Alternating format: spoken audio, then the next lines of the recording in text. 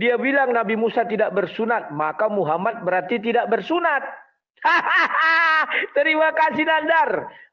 Artinya selama ini Muslim bilang Muhammad bersunat, pembohong, kata Sinandar. Karena Musa tidak bersunat, maka Muhammad tidak bersunat. Artinya Muhammad itu tidak mengikuti milah Ibrahim.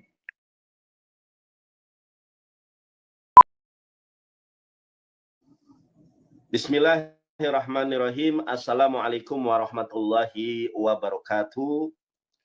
Alhamdulillahirabbil alamin, wassalatu wassalamu ala nabiyina Muhammadin wa ala alihi wa ashabihi ajmain. Qala Allah Ta'ala fi kitabihil karim, a'udzu billahi minasyaitonir rajim. Alladzina atainahumul kitaba ya'rifunahu kama ya'rifuna abna'ahum. Yang artinya kurang lebih orang-orang yang telah diberikan Alkitab, ya, yaitu Torah, Mizmur Daud, Injil, dan kitab-kitab para nabi, mereka mengenali Nabi Muhammad sebagaimana mereka mengenali anak-anak mereka sendiri. Jadi pengenalan orang ahlul kitab terhadap Nabi Muhammad SAW sebagai nabi utusan Allah, itu Allah improvisasikan di dalam Quran surat Al-Baqarah ayat 146 seperti orang tua yang mengenali anaknya. Makanya Yesus begitu gamblang menjelaskan tentang kedatangan Nabi Muhammad SAW. Sebagaimana yang Allah jabarkan, Allah jelaskan di dalam Quran surat As-Saff ayat ke-6. A'udzu billahi minasyaitonir rajim. Bismillahirrahmanirrahim. Wa idh qala Isa ibnu Maryam ya bani Israila inni rasulullahi ilaikum. Inni rasulullahi ilaikum musaddiqan lima baina yadayya minat Taurati wa mubashiran bi rasuli ya'ti min ba'di ismuhu Ahmad. Falamma ja'ahum bil bayyinati qalu hadza syihrun mubin. Artinya, dan ingatlah ketika Yesus Kristus berkata, ya Bani Israel, wahai Bani Israel, sesungguhnya aku ini adalah utusan Allah kepadamu, bukan kepada orang Indonesia, bukan kepada orang Yunani, bukan kepada orang Amerika, dan bukan pula buat orang Singapura. Tetapi eksistensi diutusnya Yesus oleh Allah hanya untuk domba yang tersesat dari bangsa Israel. Apa kata Yesus? Ini Rasulullah ilaikum musaddiqan lima baina yadayya minat Taurah. Dan aku membenarkan apa yang tertulis di dalam Torah. Salah satu yang tertulis yang mereka imani di dalam Torahnya adalah Nabi Musa menjanjikan di dalam Ulangan atau Sefer Debarim, Perek, Semone Esreh, Mispar, Semone Esreh, ada seorang nabi yang akan Allah utus sama seperti Nabi Musa. Tentu ini bukanlah seorang Tuhan, apalagi seorang firman yang hidup, tetapi seorang nabi, seorang hamba Allah. Dan kali ini, serta malam ini, dan kesempatan malam hari ini, Rudy Yohanes dengan pongahnya menantang evangelis Yonatan Nandar berkenaan dengan apa? Berkenaan dengan Ulangan 18 ayat ke-18. Saya lanjutkan dulu Quran surat As-Saff. Apa kata Yesus? Wa mubasyiran bi rasuli ya'ti min ba'di ismuhu Ahmad. Dan aku memberikan kabar gembira tentang seorang rasul, seorang nabi yang akan diutus setelahku, yang bernama Ahmad. Nabi Muhammad memiliki beberapa nama. Yang pertama adalah Muhammad, yang kedua adalah Ahmad, yang ketiga ada Al-Mahi, dan ada nama-nama yang lain. Nama-nama yang paling populer adalah Nabi Muhammad dan Ahmad, dengan sores, dengan akar kata, dengan masdar yang sama, yang artinya adalah terpuji. Kemudian Allah Subhanahu wa taala menyampaikan di dalam Quran surat As-Saff itu apa? Wa mubasyiran bi rasuli ya'ti min ba'di ismuhu Ahmad. Falamma ja'ahum bil bayyinati qalu hadza syihrun mubin. Tetapi ketika Nabi Muhammad datang di tengah-tengah mereka, mereka tidak percaya. Dan Nabi Muhammad mengatakan, man sami'a bi min umatin yahudiyun au nasroniyun falam tu'min bi daholan nar. Siapa di kalangan umat ini, baik itu Kristen maupun Yahudi, mendengar tentang aku Nabi Muhammad dan mereka tidak beriman kepadaku, adalah mereka pasti masuk neraka. Oleh karenanya ini adalah momentum yang penting untuk menyampaikan kebenaran Islam kepada orang-orang yang menyembah Yesus. Terima kasih.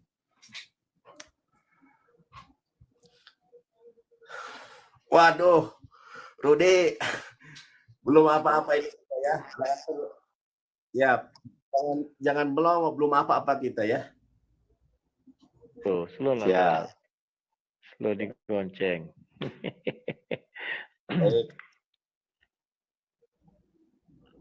Ulangan 18. Ntar ya.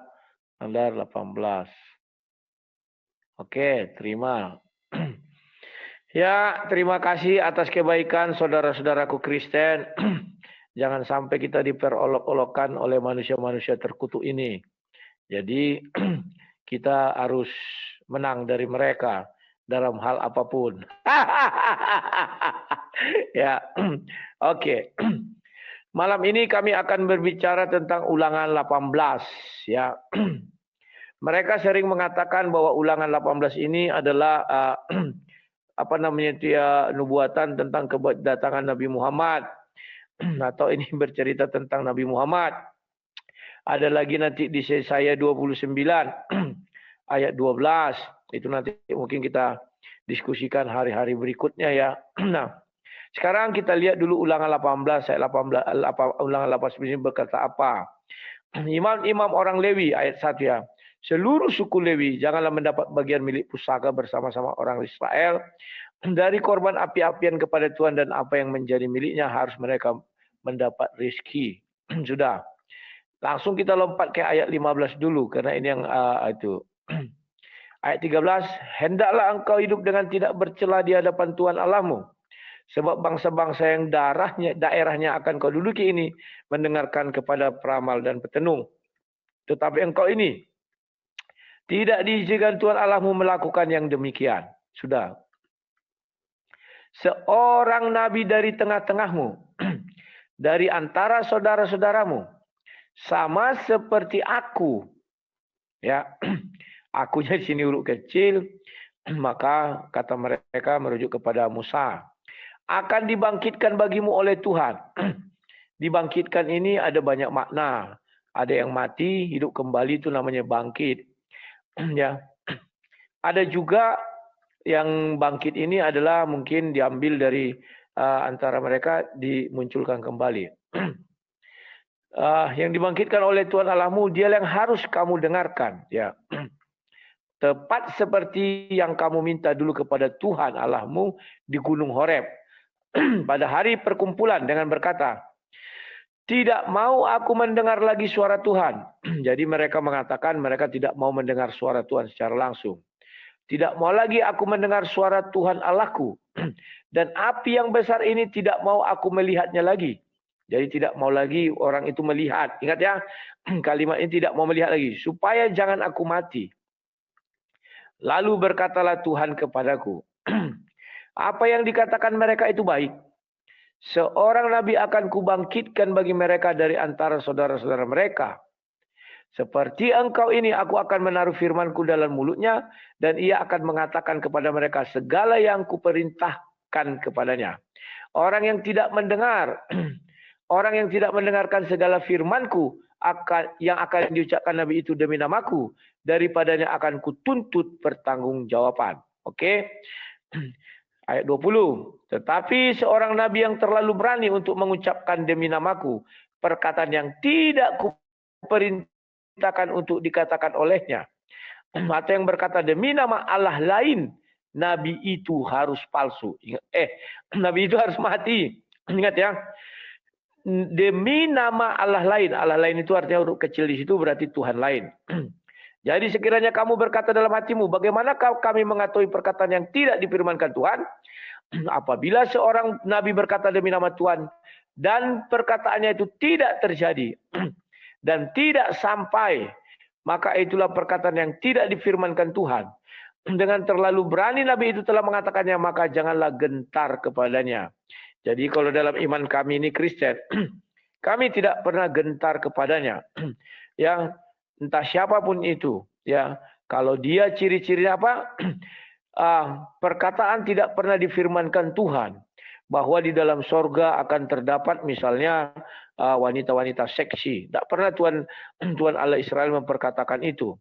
Dengan terlalu berani Nabi itu mengatakan, maka kami bisa mengatakan, jangan gentar kepadanya. Itulah sebabnya saya tidak pernah gentar untuk menghadapi nabi-nabi yang manapun, maupun nabi palsu, maupun nabi yang lain-lain. Ya, maka saya ajak kalian berdebat. Tujuannya apa? Agar kita membuktikan bahwa nabi palsu itu ada dan nabi yang dikatakan itu adalah yang akan datang itu adalah Yesus. Nanti kita bahas apa dasar-dasarnya saya mengatakan itu adalah Yesus. Ya, sekian dan terima kasih pembukaan. Mari kita gaskan.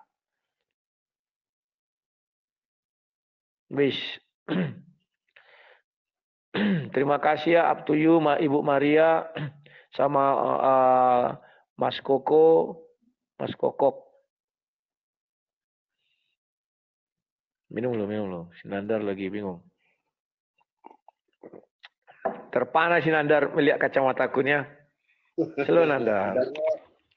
Sudah belum? Karena tambah ganteng kali aku buat kacamata ini. Wah, dia mencari apa? Aku yang mencet. Ini biar aku mencet ya. Udah. Baik.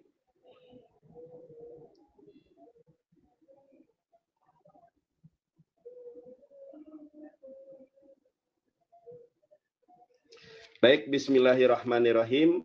Kita langsung saja buka ayatnya. Ya. Ulangan 18 nomor 18 ya teman-teman ya. Oke, sebentar. Seorang nabi akan kubangkitkan bagi mereka dari antara saudara mereka. Jadi kata bangkit itu sebagaimana di dalam Yeremia 30 nomor 9 ya, bukan dibangkitkan hidup kembali, bukan ya, tetapi dimunculkan atau akan dilahirkan gitu ya. Dari antara saudara mereka seperti engkau ini. Nah, kalau Rudi membahas tentang ulangan 18 nomor 18 ini nggak ada poinnya dari apa yang dia sampaikan di opening. Harusnya diidentifikasi nih, ini siapa nabi ini? Seorang nabi akan kubangkitkan bagi mereka di antara saudara mereka. Ini siapa? Kalau menurut pemahaman saya, setelah saya kritisi, setelah saya amati, setelah saya eksplorasi, seorang nabi yang dikatakan di dalam ulangan 18 nomor 18 adalah baginda alam Habibana wa Nabiyana Muhammad SAW. Saya sebutkan ciri-cirinya. Seorang nabi bukan seorang Tuhan ya. Dari antara saudara mereka, Nabi Musa dari keturunan siapa? Ya, Nabi Muhammad dari keturunan siapa? Mereka bersaudara. Seperti engkau ini. Nah, apakah Yesus seperti Musa? Tidak.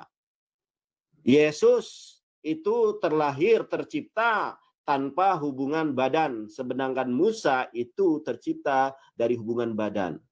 Kemudian Yesus disunat, Musa tidak disunat. Aku akan menaruh firmanku dalam mulutnya. Kalau Yesus menurut orang Kristen adalah firman yang hidup. Apapun yang keluar dari mulutnya menurut orang Kristen, Yesus adalah daging, firman yang hidup. Sedangkan nabi yang dijanjikan oleh Nabi Musa adalah dia akan menerima firman.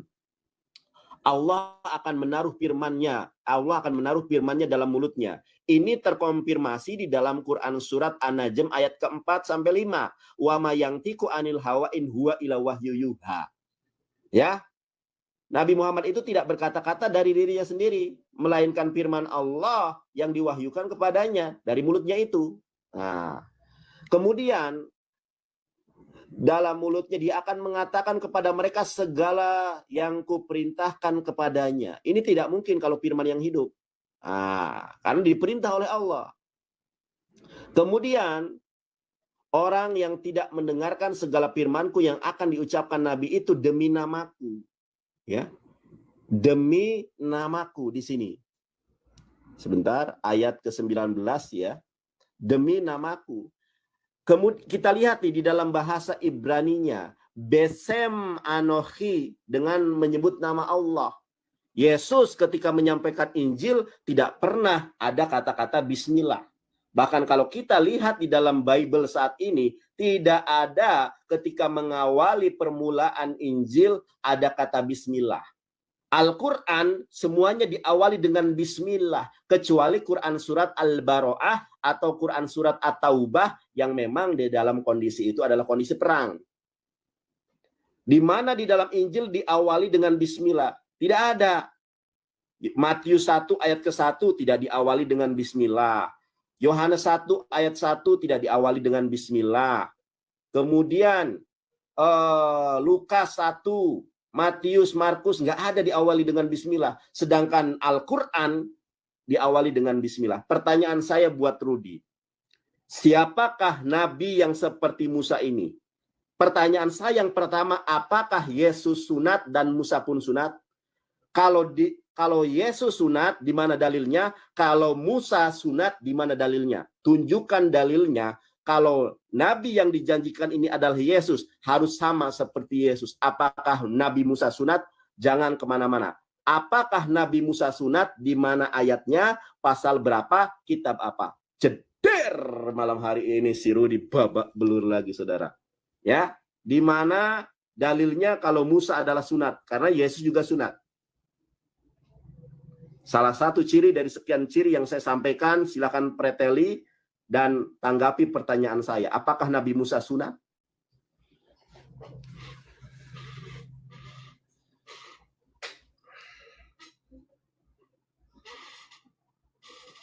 Jangan bengong.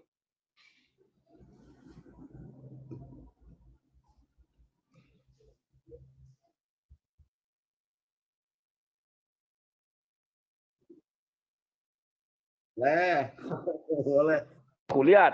Kalian lihat cara aku mengolah data ya. Ya, lihat. Boleh. Tapi jawab pertanyaanku ya, ingat ya, Lai ya. Iya. Ini aku tegas.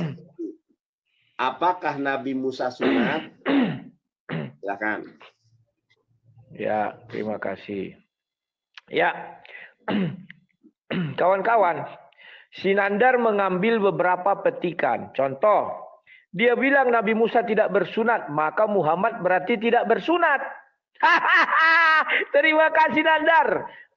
Artinya selama ini Muslim bilang Muhammad bersunat, pembohong, kata Sinandar. Karena Musa tidak bersunat, maka Muhammad tidak bersunat. Artinya Muhammad itu tidak mengikuti milah Ibrahim menurut Sinandar.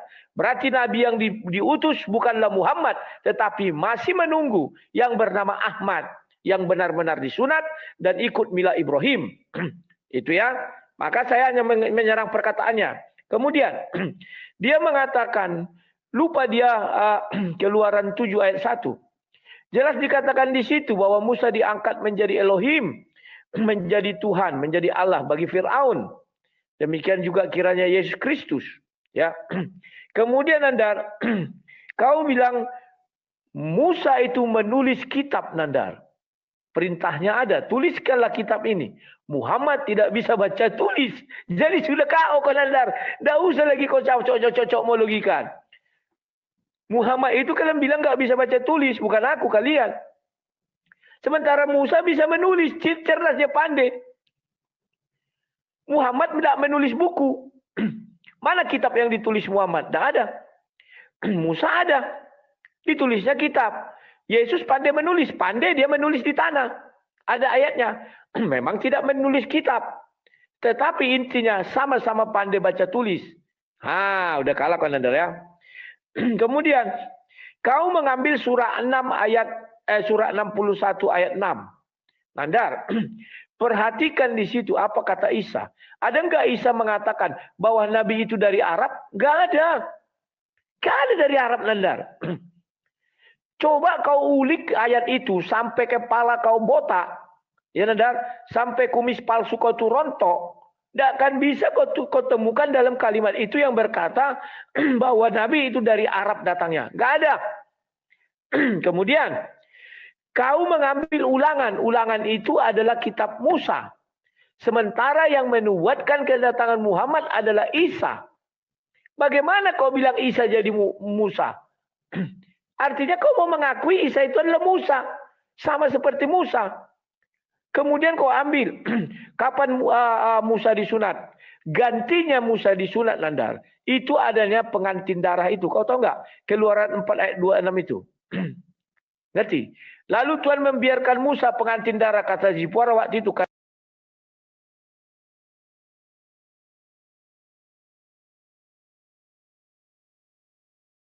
Zipora tadi. Kalau kau samakan ya, artinya Muhammad diperintahkan apa? Ikutlah mila Ibrahim.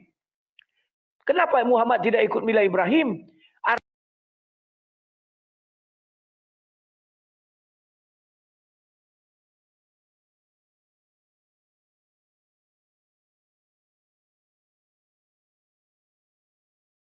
Surah 61 ayat 6. Kau pembohong, Nandar. Ahmad itu bersunat. Muhammad tidak bersunat, kau bilang. Karena kau samakan dengan Musa. Berarti bukan itu, Nandar. Paham ya? Nah, kalau Yesus disunat sudah ada di Lukas 2. Pada umur 8 hari dia dibawa untuk disunat. Kenapa Musa tidak disunat? Karena Musa begitu lahir, mereka sudah dibawa penindasan. Penindasan siapa? Fir'aun. Nah ini, Nandar. Maka dia dihanyutkan karena ada perintah untuk membunuh anak. Sama dengan Yesus ada perintah untuk membunuh anak. Muhammad ada nggak perintah membunuh anak? Nggak ada, Nandar. Ya. Jadi kau, Nandar, nggak ngerti apa yang kau ucapkan. Ya. Terus yang kedua, kau baca yang baik-baik ya. Hadis Bukhari 3. Dikatakan bahwa Muhammad itu bertemu dengan Namus sama seperti Musa. Kita lihat di Musa itu. Allah berbicara langsung kepada Musa. Muhammad tidak pernah berbicara langsung di dalam Al-Quran kepada Allah SWT. Semua disampaikan Jibril. Tahu kau apa yang kau ucapkan, Nandar? Artinya, sesuai ulangan tadi, aku firman yang tidak pernah ku sampaikan. Ada enggak kau buka dulu firman yang disampaikan kepada Musa, ada enggak mengenai 72 bidadari nanti kalian dapat di sorga? Ada enggak kalian bertelekan di atas dipan di dalam sorga? Ah. Habis rupanya waktunya, kawan.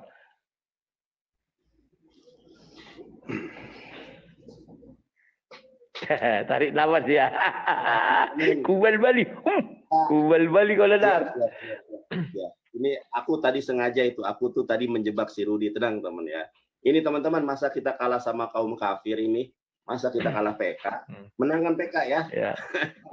Ayo, jangan kalah kita sama kaum-kaum terkutuk ini. Silakan. Aku diam.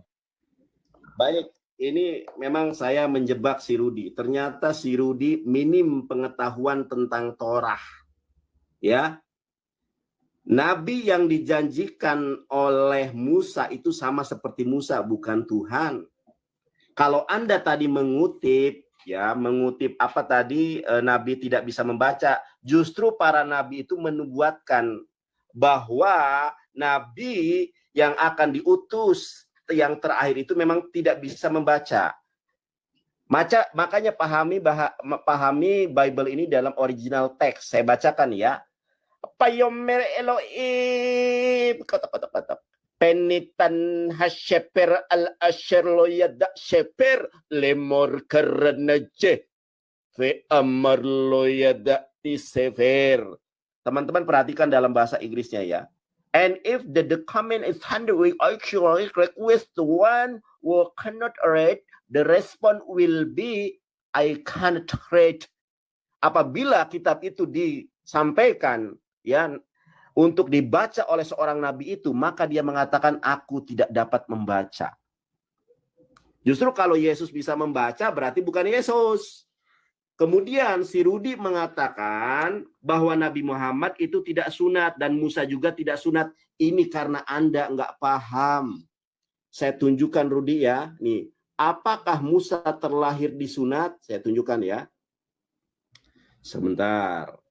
Kita lihat nih. Ini ya. Ini dalam bahasa Inggris. Ini asli orang Yahudi. Ya, saya terjemahkan nih. Apakah Musa terlahir sunat? Ini Chabad.org ya. Ini resmi dari laman orang Yahudi. Mengenai kelahiran Musa, kita membaca bahwa ibunya melihat bahwa dia baik. Apa yang dia lihat? Salah satu interpretasi yang dikutip dalam beberapa sumber klasik adalah bahwa dia melihat suaminya disunat dan mengetahui bahwa ada kehebatan yang menantinya terlahir di sunat. Nih teman-teman ya. Jadi Nabi Muhammad itu sama seperti Musa, terlahir di sunat adalah ekspresi kesempurnaan dunia lain. Ini terjemahan ya, maksudnya kesempurnaan batin ya, yang menjadi ciri orang yang akan berbicara tatap muka dengan Tuhan. Jadi di dalam Torah, Nabi yang akan berbicara langsung dengan Tuhan itu adalah terlahir dalam keadaan sunat. Ini datanya di dalam Chabad.org ya. Kalau ada terjemahan yang kurang enak, itu karena ini saya terjemahkan ke ini ya. Tapi ini dalam bahasa Inggris, saya terjemahan. Jadi salah satu kelebihan, nah ini ya, di dalam Midras ya. Di dalam Midras Tanhuma mencantumkan Musa di antara 7 orang istimewa yang dilahir dengan disunat. Jadi ada beberapa nabi yang tidak disunat secara lahir, tetapi memang dilahirkan dalam keadaan sunat. Mereka adalah Adam. Adam dilahirkan sudah disunat. Set, Nuh, Yakub, Yusuf, Musa, dan Ayub. Dan yang terakhir adalah Nabi Muhammad. Jadi sebuah keistimewaan orang-orang yang akan bertatap muka dengan Tuhan, berbicara langsung dengan Tuhan, dia disunat sejak lahirnya. Inilah kebodohan, inilah kebotolan si Rudi.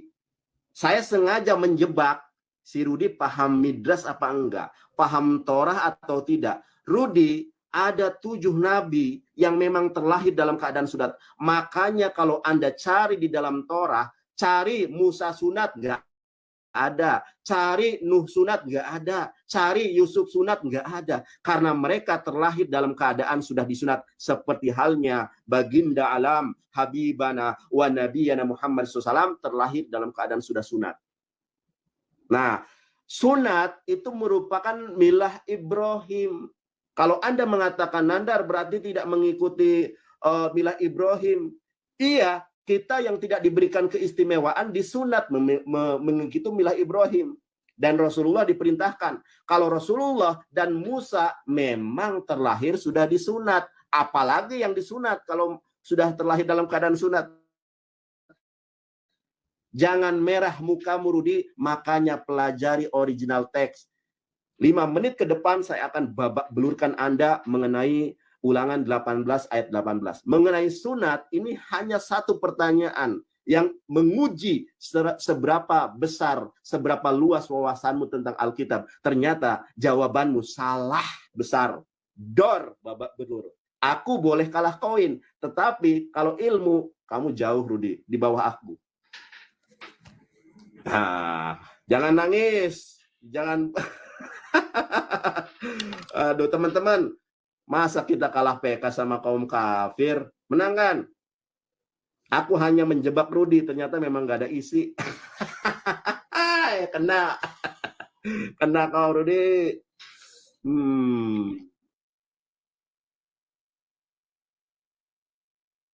Ilmu kamu. Ayo. Pencet. Ya. Tidak ada ilmu, nggak ada. Jadi 2. Oke. Ya, Nandar. Oke, kubalikkan dulu kameraku ya. Cacat lahir, jangan kau bilang sunat Nandar. Nggak tahu malu kau. Definisi sunat itu di katam kulit apanya nih? Yang orang lahir kondisi anak yang dianggap sudah disunat kalau memang terbentuk sejak lahir, itu adalah hipospadia. Muhammad hipospadia. Tapi kalau karena kulit-kulupnya ditarik atau tidak sengaja tertarik, itu parafimosis. Terang dokter Ayodia Subandi SPU. Itu ilmu pengetahuan namanya Nandar. Aduh, Nandar. Di dalam ajaran Kristen Nandar, sunat itu jelas bahwa umur 8 hari harus dikerat. Kulit katamnya itu harus dikerat. Ya, siapa yang mengerat si Musa di dalam rahim? Siapa yang mengerat Muhammad dalam rahim? Kalau kau bicara Nabi dalam Islam yang tidak disunat ada 15. Bukan hanya 7. Ilmu kau enggak ada lawan aku, Nandar. Kenapa Nuh tidak disunat? Kenapa Henok tidak disunat? Karena sunat itu turun kepada Abraham. Bagaimana kau mengatakan orang ini sunat padahal hukum sunat diturunkan kepada Abraham? Itulah botolnya kau, Nandar. Isi kepala kau sedikit pun tidak ada. Nggak ngerti kau makna sunat. Kenapa? Sunat itu, kalau kau baca Kejadian 17, pertama itu untuk Abraham dan keturunannya. Kedua itu untuk para budaknya. Yang ketiga pengikut penjahat kelamin. Ada ayatnya ulangan Kejadian 34 itu, Nandar. Lihat dari buahnya. Penjahat kelamin menghasilkan pengikut penjahat kelamin. Lihat dari buahnya, Nandar. Jadi, Nandar, jangan kau tambah-tambahi isi kitab sucimu. Oh, Torah. Kamu tidak tahu Yesaya 29 ayat 12. Oke, kita bahas. Yesaya 29 ayat 12. Dan apabila kitab itu diberikan kepada seorang yang tidak dapat membaca, dengan mengatakan, baiklah baca ini, maka ia akan menjawab, aku tidak dapat membaca. Apakah ayat itu putus di situ? Tidak. Ayat 13. Dan Tuhan telah berfirman, oleh karena bangsa ini datang mendekat dengan mulutnya, dan memuliakan aku dengan bibirnya, padahal hatinya menjauh daripadaku. Dan ibadahnya kepadaku hanyalah permata-mata yang dihafalkan. Terkutuk ini, Nandar. Silakan kalau kau mau menjadikan nabimu terkutuk, silakan. Kami enggak. Kami tidak apa, kami ikhlas. Ya. Maka sebab itu sesungguhnya aku akan melakukan pula hal-hal ajaib pada bangsa ini. Keajaiban yang menakjubkan. Hikmat orang-orang yang berhikmat akan hilang. Dan kearifan orang-orang yang harib akan tersembunyi. Ya silakan kau mau ngambil itu, silakan Anda. Kami tidak apa. Nah, tetapi ulangan 18 ayat 18 tadi jelas mengatakan bahwa tidak kuperintah. Jangan kau karang-karang. Muhammad tidak pernah diperintah Tuhan secara langsung. Dia hanya mendapat perintah-perintah dari Jibril. Ya, dibuat sini 18. Sebab ini orang yang tidak mendengar segala firmanku yang akan diucapkan Nabi itu demi namaku, daripadanya mulai aku tuntut pertanggungjawaban. Tetapi seorang Nabi terlalu berani mengucapkan demi namaku perkataan yang tidak kukatakan untuk dikatakan olehnya, atau yang berkata demi nama Allah, Nabi itu harus mati. Paham, Nandar? Tidak pernah di dalam Musa Allah mengatakan bahwa Musa dijanjikan surga berisi bidadari. Bahwa nanti di dalam surga mereka dikawinkan bertelekan. Kawin rame-rame. Gak ada itu, Nandar. Gitu cara membandingkan kitab sucinya. Jangan kok karang-karang. Kemudian surah 61 ayat 6. Tidak ada di situ berkatakan bahwa Nabi itu datang dari bangsa Arab. Terkutuk kau, Nandar, kalau kau tafsir seperti itu. Tidak ada. Karena Isa datang hanya kepada bangsa Israel. Dia belum mengenal bangsa Arab. Ada enggak bukti Isa mengenal bangsa Arab? Enggak ada. Karena dia datang hanya diutus saja kepada Bani Israel. Nah ini, Nandar. Kalau bicara kitab suci begitu, Nandar. Ya, baru kau bilang, wow, Yesus itu Tuhan. Kau baca Keluaran 7 ayat 1. Musa diangkat jadi Tuhan. Ada enggak Muhammad diangkat jadi Tuhan? Tidak ada. Musa mengeluarkan orang dari perbudakan Mesir. Ada enggak Muhammad mengeluarkan orang dari Mesir? Yesus mengeluarkan orang dari perbudakan dosa. Musa mengeluarkan dari perbudakan Mesir, Firaun. Terima kasih.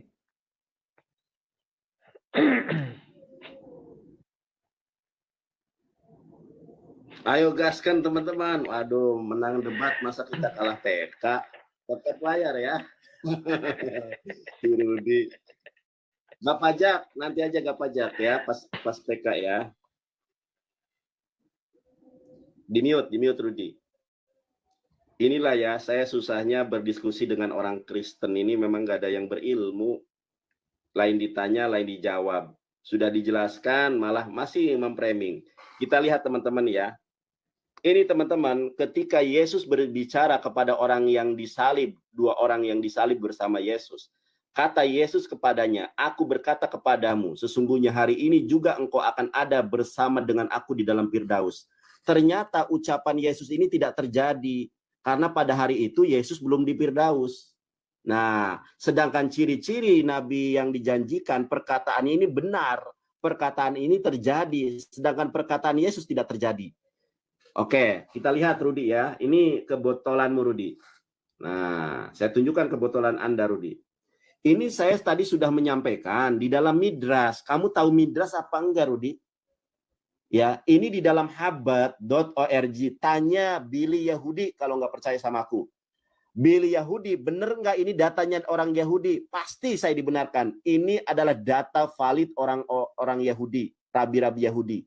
Rabi-rabi Yahudi mengatakan Midras Tanhuma mencantumkan Musa di antara 7 orang istimewa yang dilahirkan dengan disunat.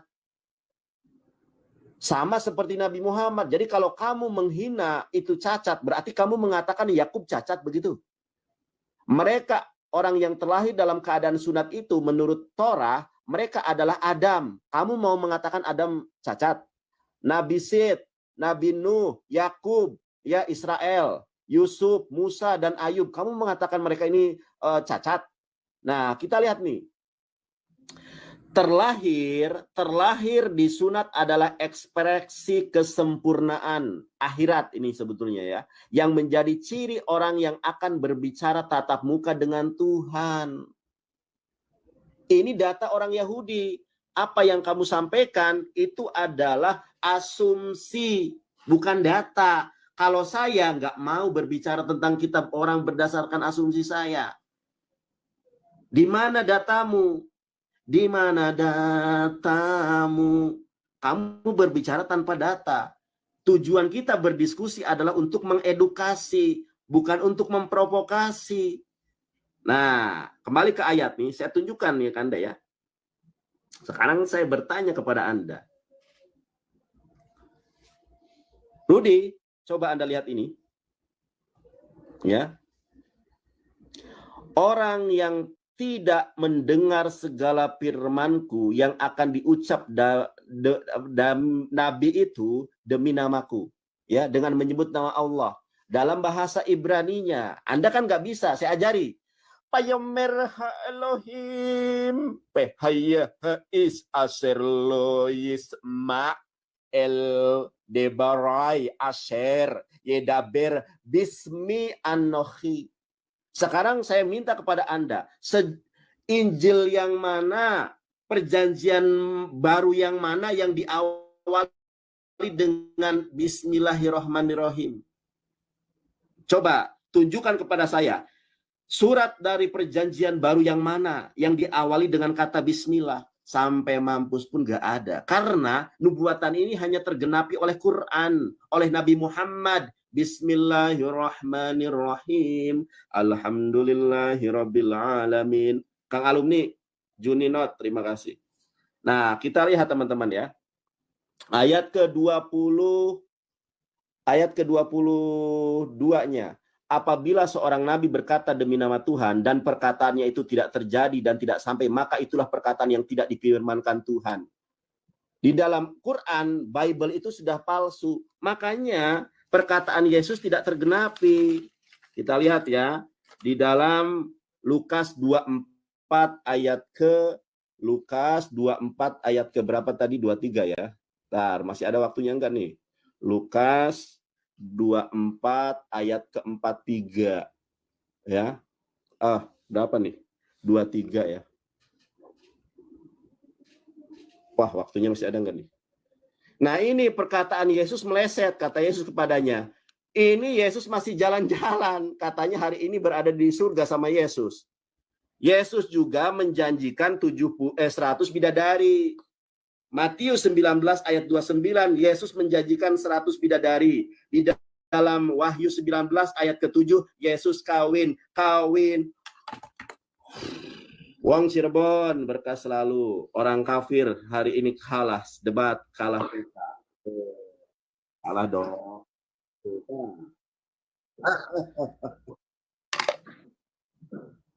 Wong Reang, matur suwun sangat gimana Wong Reang. Nah, gitu pakai data. Kalau pakai asumsi gue juga bisa. Jangan nangis. Ayo lagi. Jangan nunduk. Tegap. Nih kayak Siapa saya yang kan. nunduk? Slow Nandar. Ayo. Ong Reang. Mana? Ayo Ong Reang kalahkan si Rudi. Orang Ya, kafir ini. matikan suaramu. Oke. Ya, inilah keonan si Nandar ini kawan. Tapi dia bangga jadi oon ya. Gimana mau kita katakan kawan? Wah, Yesus menjanjikan 100 bidadari. Yesus aja mengatakan di sorga nanti kita hidup seperti malaikat, tidak kawin-mawin. Musa pun demikian. Tidak ada di dalam kitab Musa bahwa di dalam situ dikatakan diberi bidadari. Gak ada Nandar. Itulah bohong kau Nandar. Sudah. Kemudian mengenai sunat. Kau mau mengatakan juga 15 nabi yang tidak bersunat, salah satunya Isa. Padahal di Bible umur 8 hari dia disunat Nandar. Bagaimana kau bilang Musa itu sejak lahir itu disunat? Tak ada satu kitab pun yang menjelaskan itu. Yang kau petik tadi kan pendapat Rabi. Dari kitab apa dia ambil? Ayat berapa? Kau tunjukkan saja. Adam kau bilang disunat. Sejak kapan Adam disunat?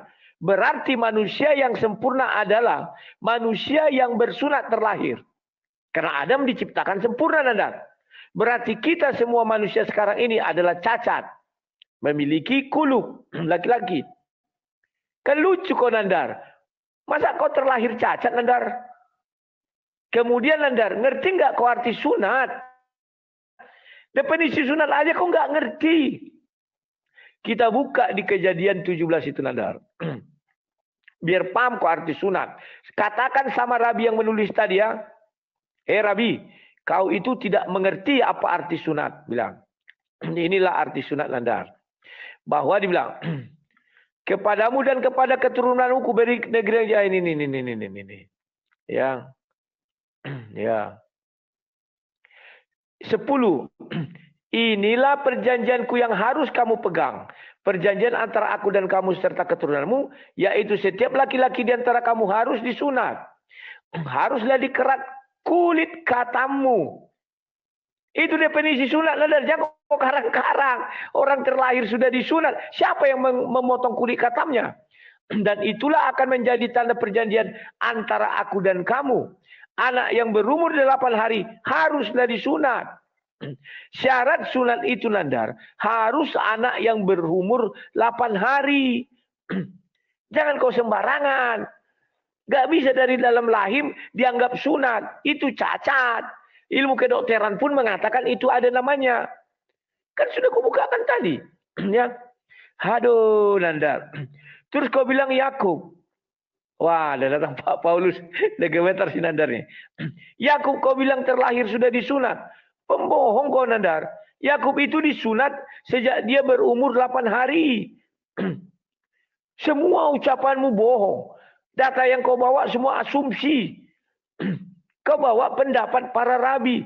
Ayatnya tidak disebutkannya di kitab mana terdapat itu 7 nabi yang disunat. Dari mana mereka tahu Adam disunat? Ketika Adam dicipta. Berarti kau terlahir ada manusia cacat. Punya daging lebih. Kan begitu Nandar. Kemudian kau bilang bahwa Yesus ingkar di Lukas berapa tadi? 23. Aku berkata kepadamu, sesungguhnya hari ini juga engkau akan bersama-sama dengan aku di dalam Firdaus. Hari itu Nandar, Yesus diturunkan dari kayu salib, dimasukkan ke dalam goa, dalam kubur. Biar senang kau goa. Dimasukkan ke dalam kubur. Di dalam kubur, Yesus kan aku bilang tidak mati Nandar. Gampang bagi Yesus naik ke surga Nandar. Seperti Yunus. Sudah ada ayatnya Nandar. Kau saja yang tidak paham-paham apa yang kujelaskan. Maka boleh dikatakan saat itu Yesus bisa langsung ke surga. Dia maha hadir. Tidak seperti Tuhanmu yang nggak bisa kemana-mana. Nandar ya. Jadi tunjukkan saya nubuatan di surah 6 ayat Surah 61 ayat 6. Di mana yang menjelaskan bahwa Ahmad itu berasal dari Arab. Tunjukkan sama saya. Karena Nabi Isa didatangkan hanya untuk bangsa Israel. Kok ujuk-ujuk dia mengatakan Ahmad itu langsung dari Arab? Kan ngarang kalian. Ya. Dan tunjukkan bahwa Musa buta huruf seperti Muhammad. Sampai kiamat kau tidak akan bisa kau tunjukkan. Itu aja udah gagal kau tunjukkan. Terima kasih. Wes kena kipas kau Nandar. Kalau koin boleh kalah. Kalau debat gak pernah kalah aku ya. Oke, lanjut. Ya. Ayo para sultan, kalahkan orang kafir ini. Dia menghina aku nih tadi. Dasar nyotan nih. Ya, kita kalahkan makhluk terkutuk ini. Oke. Ini ya, si Rudi ini memang aduh susah aku kalau lawan orang orang tadi datanya itu dalam midras loh. Midras itu bagian dari Torah. Bagian dari penjabaran tentang Torah. Yang mana mereka menguasai Ibrani, Yunani, ya Aramaik, menjelaskan tentang Torah. Makanya di dalam Torah, dalam perjanjian lama tidak ada Ayub sunat, Yakub sunat, karena memang mereka dalam keadaan terlahir di sunat. Surganya Kristen dengan surganya Nabi Isa, surganya Islam memang beda. Kalau surganya Islam ada makan minum, surganya Yesus ada makan minum, ada kawin mengawin. Saya tunjukkan datanya ya teman-teman ya. Markus 14 ayat 25. Aku berkata kepadamu, sesungguhnya aku tidak akan minum lagi hasil pokok anggur sampai pada hari aku meminumnya, yaitu yang baru dalam kerajaan Allah. Jadi nanti minum di sorga ada. Bahkan Yesus pun kawin. Kata siapa tidak ada kawin mengawin di sorga? Yesus aja kawin kok. Wahyu 19 nomor 7 teman-teman ya. Marilah kita bersukacita dan bersorak-sorai dan memuliakan Dia karena hari perkawinan anak domba telah tiba dan pengantinnya telah siap sedia. Yesus aja punya istri, punya bidadari, dia nanti kawin. Kata siapa Yesus nggak kawin? Mubazir Rudi, nonotnya. Oke ya. Tadi kamu katakan di mana ada di dalam Injil ada nabi dari Arab. Perhatikan teman-teman ya. Saya tunjukkan di dalam Matius. Matius 21 ayat 43 ya. Kita lihat di dalam Brit Hadasah. Sebab itu aku berkata kepadamu bahwa kerajaan Allah akan diambil daripadamu dan akan diberikan kepada suatu bangsa yang akan menghasilkan buah kerajaan itu. Ini terjemahan Gabrul ini ya. Kita lihat di dalam bahasa Ibraninya karena Yesus berbahasa Ibrani. Alhen ani omer lahem, bukankah aku berkata kepada kalian, kitilakah mikem malkut ha Elohim, petinaten legoi. Ya, kerajaan Allah akan dicabut daripada kamu, umat pilihan akan dicabut daripada kamu, petinaten legoi.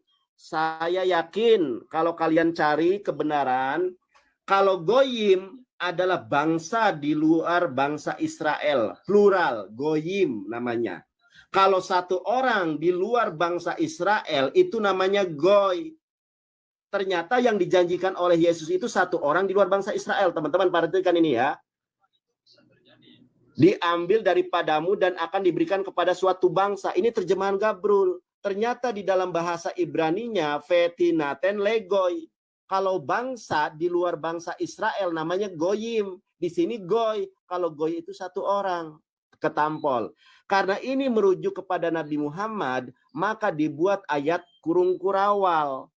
Ayat kurung kurawalnya begitu keji, dan barang siapa jatuh ke atas batu itu ia akan hancur. Dan barang siapa ditimpa batu itu ia akan remuk. Kita lihat tafsirannya. Ini ayat asli atau palsu? Di dalam tafsiran Yerusalem ternyata ini nih. Ayat ini tidak terdapat dalam naskah-naskah yang paling baik sehingga kiranya tidak asli. Kenapa mereka menambahkan ayat tidak asli? Karena ayat 43 mengacu kepada Nabi Muhammad dengan diksi goy. Kalau bangsa itu goyim, bukan legoy. Ini kok goy? Goy itu satu pribadi di luar bangsa Israel. Kemudian di sini Rudi, di ayat ke-42-nya, kata Yesus kepada mereka, belum pernahkah kamu baca dalam kitab suci, batu yang dibuang oleh tukang-tukang bangunan telah menjadi batu penjuru. Hal itu terjadi dari pihak Tuhan, suatu perbuatan ajaib di mata kita. Jadi, nabi yang terakhir itu adalah nabi yang berasal dari orang yang terbuang. Siapa dia? Ismail. Makanya ayat ke-43-nya Goy. Goy itu satu orang di luar bangsa Israel. Sekarang tunjukkan ada nabi yang dari keturunan Ismail kalau bukan Nabi Muhammad. Ya tentu Nabi Muhammad. Makanya di ayat ke-44-nya ditambahkan ayat tambahan. Ayat palsu. Nah, jelas. Sekarang aku tanya sama Anda. Ya. Sekarang saya tanya kepada Anda, apa bangsa di luar bangsa Israel bahasa Ibraninya, dan bagaimana satu orang di luar bangsa Israel dalam bahasa Ibraninya apa? Biar Anda paham kalau Yesus menjanjikan Nabi Muhammad. Dor lagi kamu. Salah kamu. Ketampol kan? Sampai aduh, sampai garuk-garuk kepala Rudi gak tega. Ya itu anakku itu. Aku di YouTube-nya kena.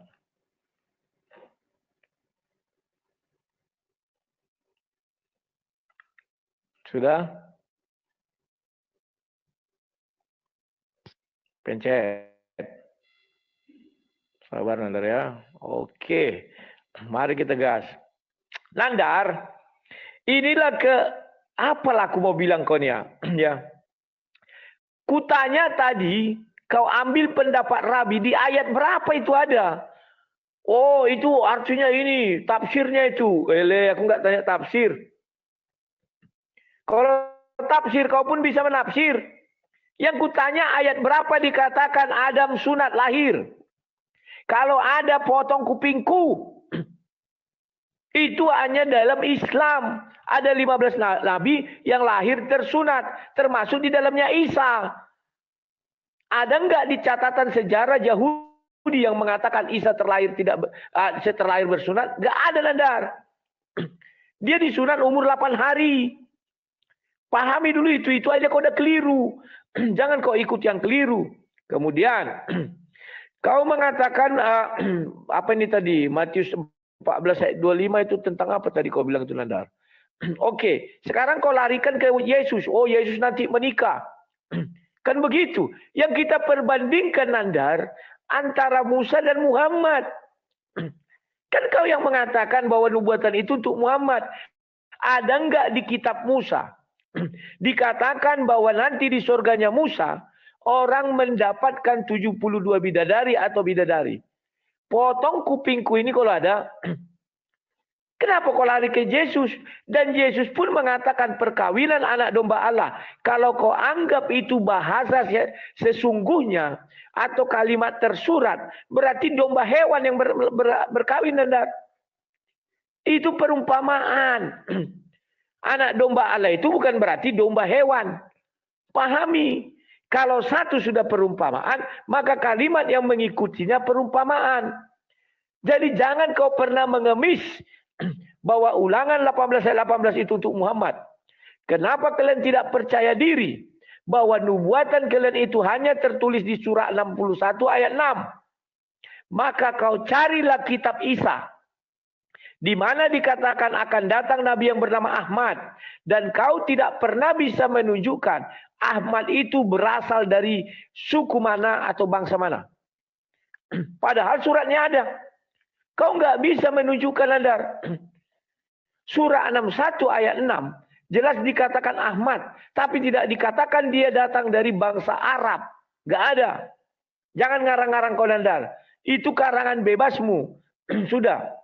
Kemudian, mana Nabi Ismail, keturunan dari Nabi Ismail? Kau cari dulu di Alkitab kami bahwa Ismail itu dikatakan Nabi. Kalau kau dapat fakta bahwa di dalam Bible dikatakan Ismail Nabi, baru kau bisa akui Muhammad itu adalah Nabi. Di dalam Bible, Nabi melahirkan keturunan Nabi. Makanya dikatakan keselamatan datang dari bangsa Yahudi. Tidak ada dari bangsa Arab. Kita kembali kepada Ulangan 18. Kan sudah kujelaskan kepada kau, Nandar, ya. Seorang Nabi akan kubangkitkan. Oke, kau bilang bangkit itu begini-gini. Ya, ini. Ayat 20. Tetapi seorang nabi yang terlalu berani untuk mengucapkan demi namaku perkataan yang tidak kuperintahkan untuk dikatakan olehnya. Tidak pernah Musa memerintahkan bahwa kalian akan masuk surga, ada bidadari dalam surga. Enggak ada itu. Tak ada, Nandar. Ada kawin-mawin. Kau ambil tadi Markus 14:25. Oh, ada makan dan minum. Makan dan minum ada, tidak pernah kusangkal. Kawin-mawin tidak ada, Nandar. Kawin-mawin tidak ada. Makanya kau cari dulu kitab Musa yang mengatakan di surga ada kawin-mawin. Hebat kau. Ya. Dan di surga ada bidadari. Baru kau bilang sama dengan Muhammad. Karena dikatakan di Sahih Bukhari 3, yang datang kepadanya itu namus. Pahami dulu itu, Nandar. Atau yang berkata demi nama Allah lain, Nabi itu harus mati. Itulah sebabnya Muhammad mati. Karena dia berkata demi nama Allah lain.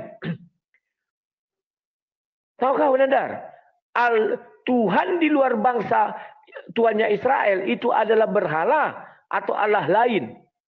Nah ini, kenapa perintahnya? Jangan ada padamu Allah lain di hadapanku. Kau baca itu ayat 20-nya. Kalau kau mau melihat satu ayat, lihat ayat berikutnya. Nabi itu harus mati. Terima kasih, Nandar.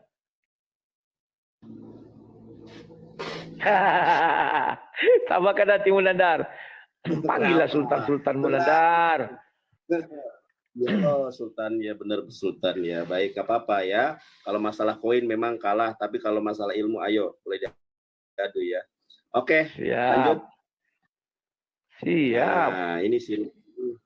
Baik ya.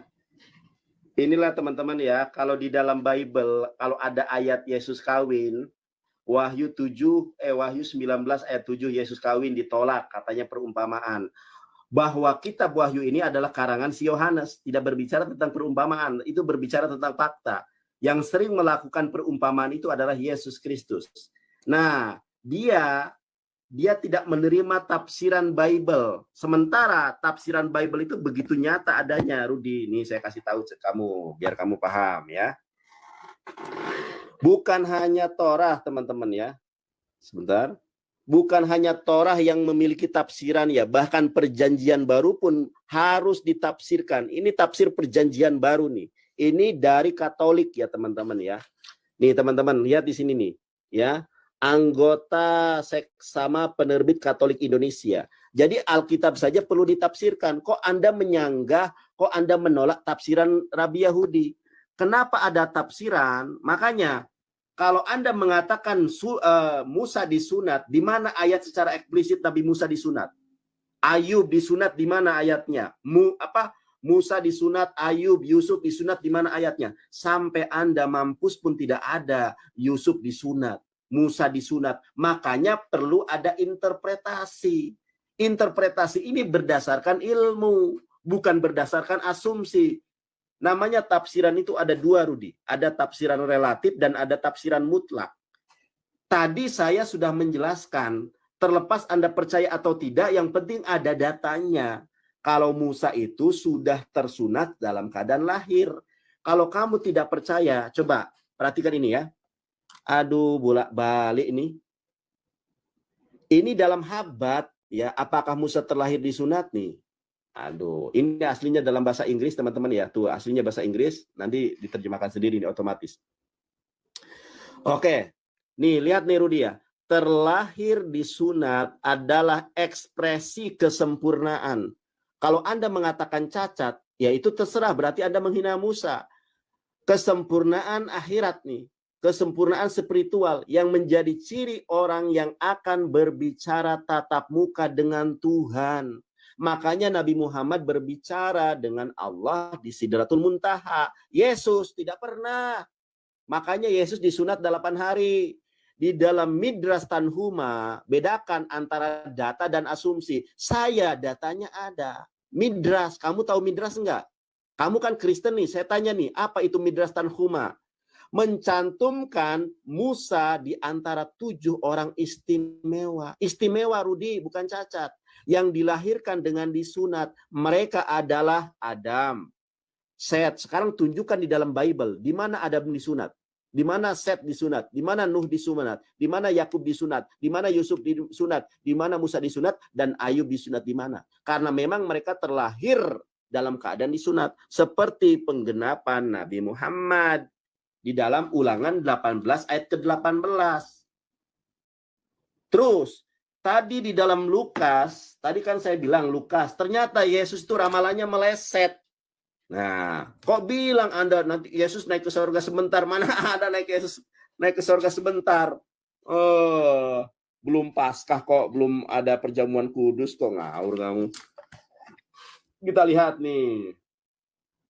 Kita lihat di dalam Bible mereka, ya susah memang kalau kaum terjemahan ini ya. Di dalam Lukas berapa tadi? Lukas 23, Rudi. Lukas 23 43 ya. Ini perkataan Yesus loh, kamu ingkari. Kamu berasumsi di situ. Coba perhatikan ini nih. Akan bersama-sama dengan aku di dalam Firdaus. Sesungguhnya hari ini, bukan hari esok. Oke, pertanyaan saya belum kamu jawab. Kenapa kamu tidak sanggup menjawab? Karena memang kamu nggak ada ilmu. Pertanyaan saya, di dalam perjanjian baru, surat mana yang diawali dengan kata Bismillah Anohi? Coba, nggak ada. Karena memang penggenapannya buat Nabi Muhammad. Pertanyaan saya, di dalam surat perjanjian baru yang mana? Injil yang 4 kanonik yang mana? Kalau nyerah jangan begini, bilang aja. Ya, di dalam perjanjian baru dan keempat Injil yang mana yang diawali dengan kata Beshem Anohi? Di mana? Jangan cengar-cengir, jawab.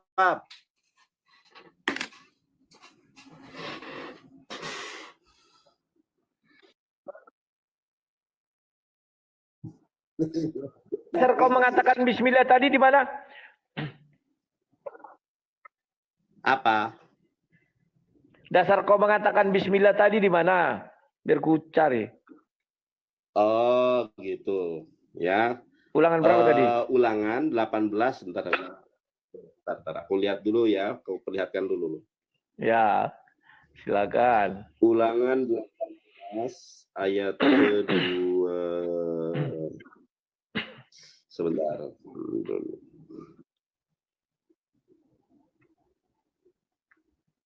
Sebentar ya, sebentar mana tadi?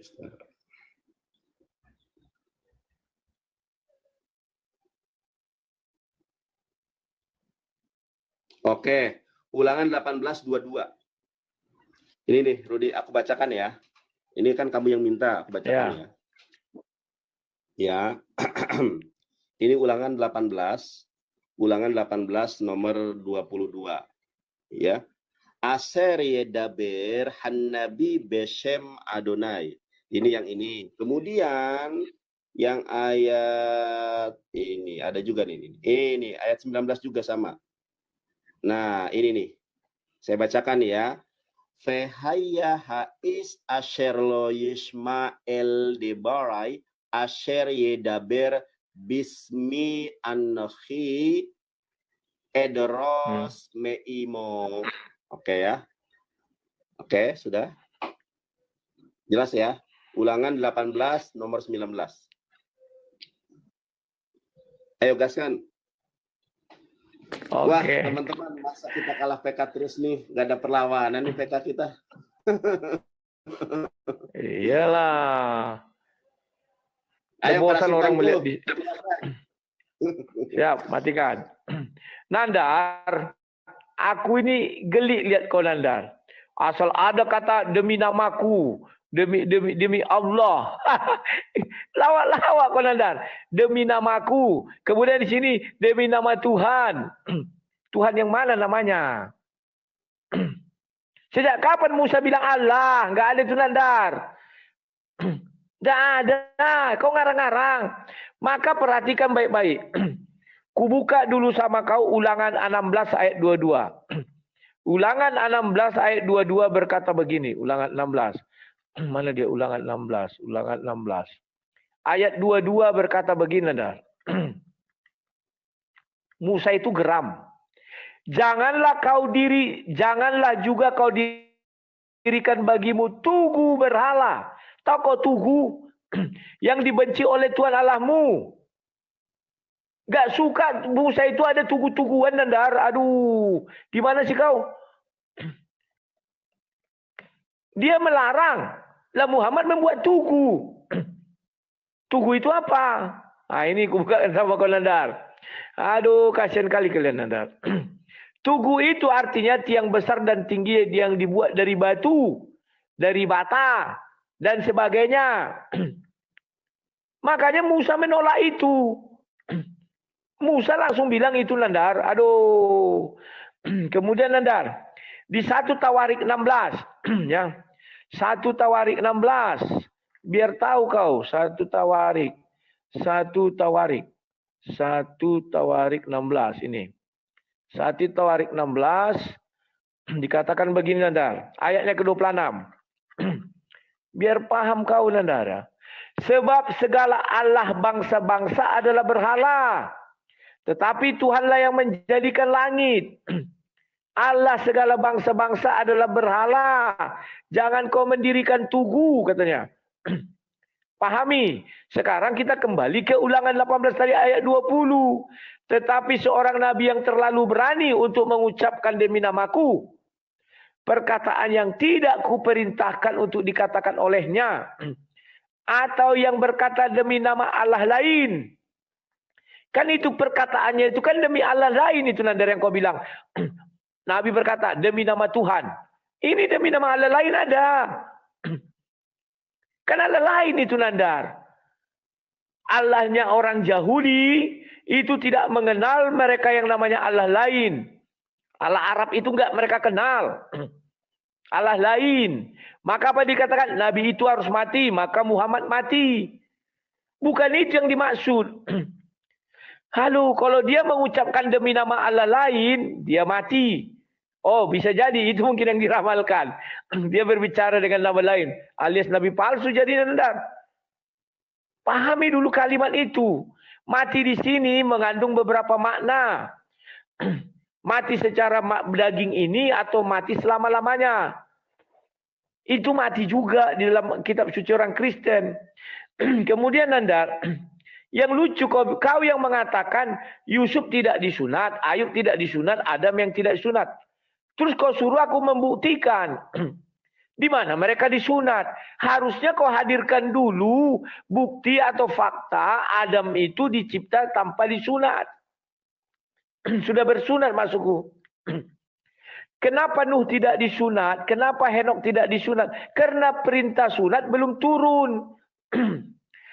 Sunat itu turun kepada si Abraham.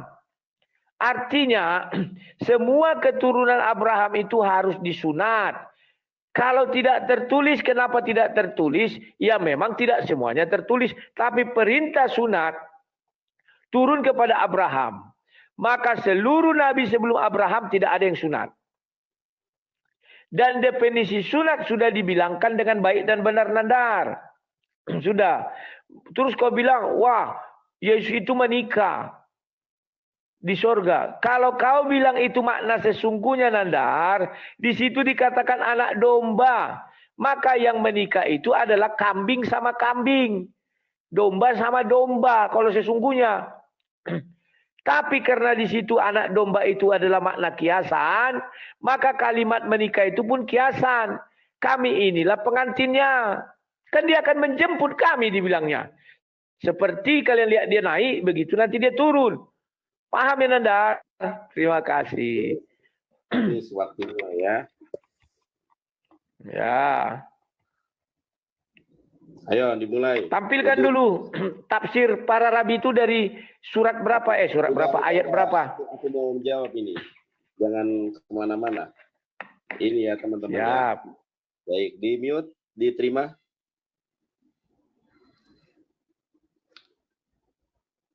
Nah inilah si Rudi ini jujur ya, aku sebetulnya agak malas ya. Cuma mereka ini memang botolnya minta ampun ya teman-teman ya. Kita lihat nih ya.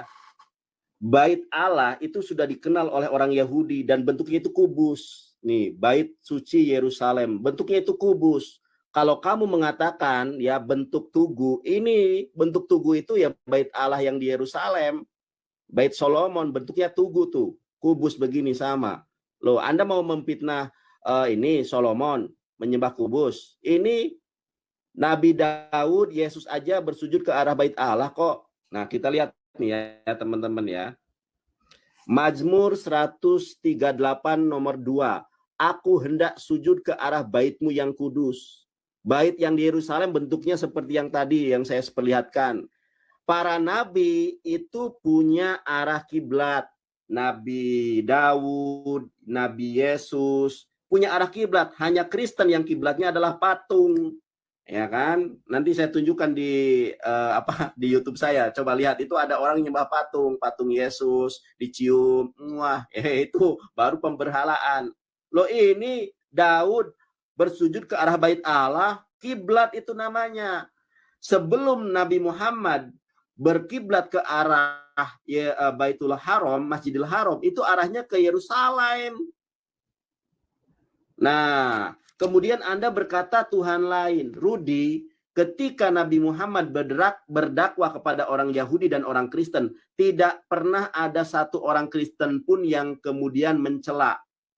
Terima kasih Kang Alumni. Tidak ada yang kemudian mencela, oh kok Tuhannya beda. Enggak ada. Karena orang Yahudi sekalipun tahu Tuhannya orang Yahudi itu namanya Allah. Di mana dasarnya? Di sini. Ya. Di sini kita lihat nih. Di dalam Sefer Shemot. Ya. Di dalam Sefer Shemot perek esrim mispar stayim. Saya tunjukkan dulu nih. Anochi Adonai Eloheha asher khasyatiha me'aret Misrayim mibait abadim. Apa itu?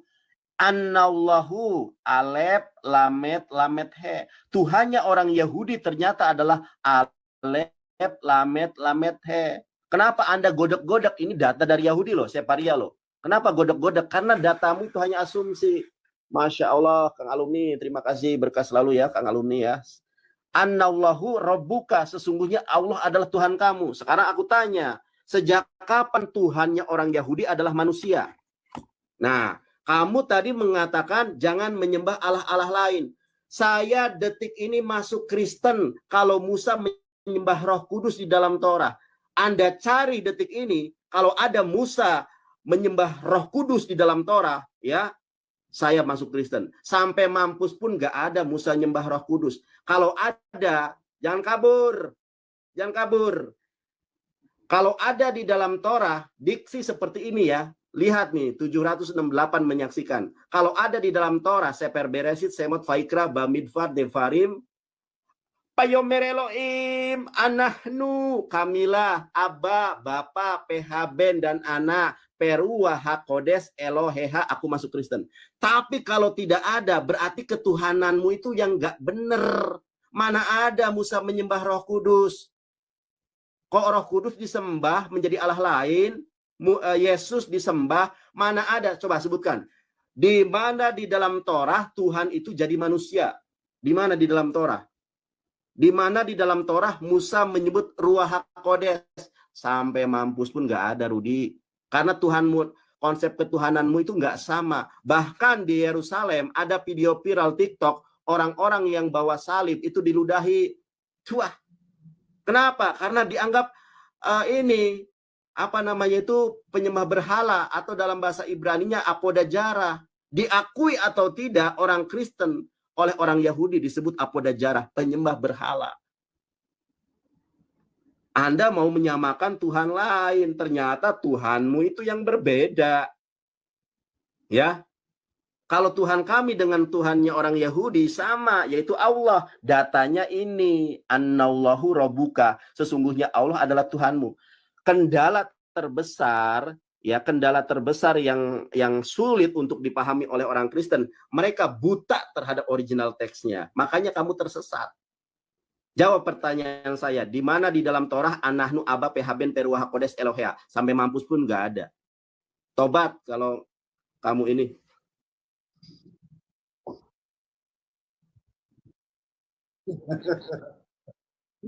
Pak Alumni, terima kasih selalu. Salah kon. Iya. Maaf. Berkah selalu ya Kang. Apa? Jawab.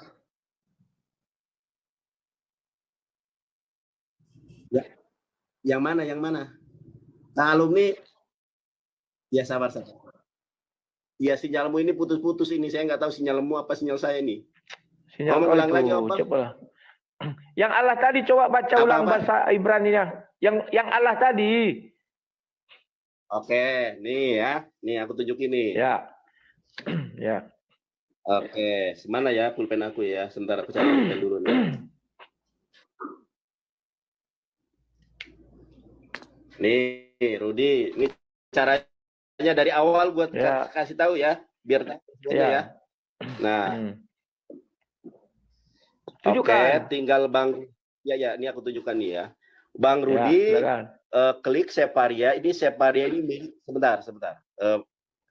Separia ini milik orang Yahudi ya. Ini JVS nih. Oke ya, kita lihat Exodus. Exodus itu dalam bahasa Ibraninya Shefer, Shemot, Perek, Esrim. Perek itu pasal Esrim 20. Aku nggak tanya itu, langsung aja. Mispar nomor Stayim, nomor kedua. Sinyalku bagus enggak? Ya, Rudi? Baca. Halo? Bagus. Diam aja. Bagus. Halo? Aduh, bagus, Nandar, bagus. Halo, bagus. Teman-teman, tolong sinyalku atau sinyal Rudi yang jelek ini. Sinyal kau yang jelek, sinyal kau. Bagus, sinyal kau. Oke, sebentar ya. Oke, baik. Coba. Oke, Rudi ya. Ini aku klik. Caranya gini lah ya, Rudi. Ini caranya begini. Nggak, yang tadi dulu bacakan aja, enggak usah. Bacakan. Ya, bacakan. Iya, ini saya kasih tahu caranya. Buka Keluaran 20 ayat kedua, diklik ayatnya. Kemudian kita lihat more di sini. Nih, more ya. Kita lihat klik more. Ada namanya Targum. Nah, Targum kita lihat yang bawah ada tafsir Asad. Rabi Sadia Gaon. Nah, ini saya bacakan dalam bahasa Ibraninya ya. Annallahu, loh, kok tepuk tangan, kok tepuk jidat, katanya tadi minta dibacakan, gimana sih? Ini saya bacakan ya teman-teman. Bentar, geser nih laptop. Sabar ya. Yang mana Allah itu? Coba tunjukkan, perbesar kata Allahnya ya, aku mau tahu. Ya, ini ya, aku baca ya. Ini saya bacakan ya. Ya, dengarkan saya dulu. Annallahu rabbuka, annallahu sesungguhnya Allah, Allahnya ini di sini, Rudi. Alef, lamet, he. Kalau dalam bahasa Arab, alif, lam, ha. Ini, sudah ya? Ya. Oke, sekarang sampingnya yang aslinya Exodus 20 ayat 2. Bacakan dulu, aku mau dengar ada nggak Allah di situ. Coba, di situ. Baik, saya bacakan ya. Anohi Adonai Eloheha Asher Hasyatiha Me'eretz Misrayim Mibait Habadim. Terus? Kok hilang Allahnya? Kenapa? Allahnya mana? Allahu tadi kok nggak ada? Oke, nanti saya jelaskan di poin ke berikutnya. Enggak. Oke, matikan mic-mu. Ya, matikan mic-mu. Mulai. Iya. Memang orang bisa kau tipu, aku nggak bisa kau tipu. Ya. Baik, silakan Anda, nanti saya tanggapi. Terima kasih Nandar. Kau ambil Keluaran 20 ayat 2. Tapi yang kau baca tafsirnya menjadi alif lam ha dalam bahasa Arab. Kalau bahasa apa ya, alif itu kau bilang, aduh Nandar, jangan kau berbohong, malu tahu. Sementara bahasa aslinya tak ada yang kau bilang tadi, Allahu. Pembohong, kau tetap pembohong. Demi kemuliaan nama kalian kau berbohong.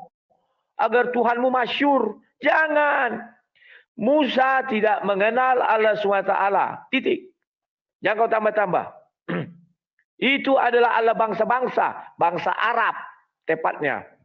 Bukankah di dalam Al-Quran dikatakan apa? Dia datang kepada bangsa-bangsa tertentu. Atau umat tertentu. Itulah maksudnya 1 Tawarik 16 ayat 26. Yang kemudian yang paling lucu si Nandar. Oh, memang kalau nggak lucu nggak. Waduh. Wah, bait Allah itu berupa kubus. Nggak ngerti dia, ini kan bangunannya. Yang kau lihat ini bangunan. Tapi bukan bangunan ini yang mereka sujudi. Ini bangunan. Ah, ini bangunan. Mana tadi? Ini. Bukan, ini tugu. Gimana sih kau? Memang bentuk arsitektur mereka seperti itu. Terus kau bilang itu tugu. Dari mana jalannya Nandar? Aduh, nggak ngerti kau apa arti tugu. Rumahku nanti, ku buat peta. Minimalis. Kau bilang, wah si Rudi mendirikan tugu. Gimana sih kau? Mazmur yang kau ambil itu 138 ayat 2. Kalau nggak salah aku Mazmur 50 juga ada. Dikatakan aku masuk ke dalam baitmu. Sujud. Kalau sudah masuk Nandar, tentu dia harus sujud ke arah altar itu. Atau dalam bahasa altar ya. Apa namanya itu? Tempat mempersembahkan korban bakaran itu Nandar. Gak mungkin dia memantati. Bedakan tugu, bukan tugu itu. Aduh Nandar. Kau bilang patung dicium. Memang ajar Rasulullah gak dicium. Sampai berdesak-desakan orang melambai-lambai. Ajaran Kristen tidak ada mengatakan patung dicium menghapus dosa. Hanya di Islam ada itu. Mencium batu, ajar aswad. Bisa dosanya dihapus. Oh ya, mesbah tadi namanya mesbah. Kan lucu kalian Nandar. Kau tidak paham apa yang kau ucapkan dari tadi. Kita berbicara tentang ulangan 18. Sudah jelas di dalam ulangan 18 itu dikatakan dengan baik dan benar. Kau tidak usah menafsir-nafsir lagi Tandar. Ulangan 18 itu dikatakan apa? Bahwa Muhammad tidak pernah berbicara dengan Allah secara langsung. Sementara Musa pernah. Ayat 20 tadi. Tetapi seorang nabi yang terlalu berani untuk mengucapkan demi namaku. Perkataan yang tidak kuperintahkan untuk dikatakannya. Atau yang berkata demi nama Allah lain. Nabi itu harus mati. Betul Nabi itu mati. Dia mengatakan demi nama Allah lain, bukan nama Allah yang orang Israel. Karena kata Allah itu diperoleh dari kafir Quraisy. Islam belum ada saat itu. Allah SWT belum ada saat itu. Yang ada adalah Allah kafir Quraisy, itu fakta. Karena catatan sejarah, bukti arkeologis, sebelum Muhammad ada tidak ada Islam. Ya kok karang-karang Nandar, orang bisa kau bohong-bohongnya, aku nggak bisa. Kalau kau hebat, tunjukkan catatan arkeologis. Mana mengatakan Islam ada sebelum Muhammad lahir. Sebelum Muhammad jadi Nabi. Nggak ada Nandar. Kemudian kau minta, mana buktinya? Ada nggak Tuhan bisa menjelma jadi manusia di dalam zaman si Abraham? Ada tuh Nandar. Kejadian 18. Ya. Kemudian Tuhan menampakkan diri kepada Abraham dekat pohon terbantin di Mamre. Kau baca itu. Sedang ia duduk di pintu kemahnya waktu hari panas. Ketika ia mengangkat mukanya, ia melihat 3 orang berdiri di hadapannya. Ya sudah, kau murtad kau kalau mau. Tapi kau orang yang tidak pernah menepati janjimu. Seperti dulu kau mengatakan, jikalau ada di Injil kanonik, tertulis di situ Theos, saya murtad kau bilang. Ada. Yohanes 2.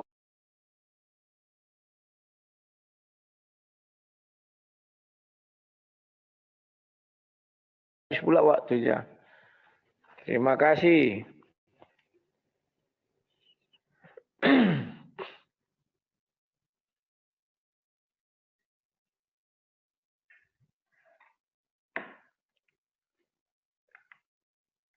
Sudah? Ya sudah, kan dah habis. Waktuku ya. Baik.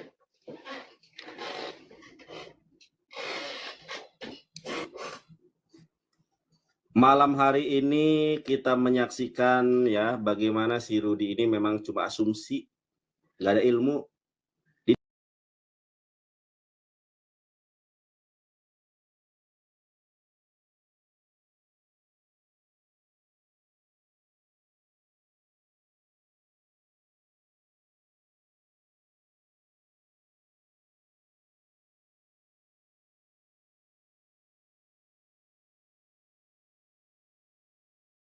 Nabi Daud, Nabi Muhammad punya arah kiblat namanya Bait Allah. dalam bahasa Arabnya Baitullah, dalam bahasa Ibraninya Betel. Ketika saya tunjukkan, ketika Anda mendiskreditkan Ka'bah, ternyata orang Yahudi, Musa, Yesus juga punya Ka'bah, bentuknya kubus. Tadi bait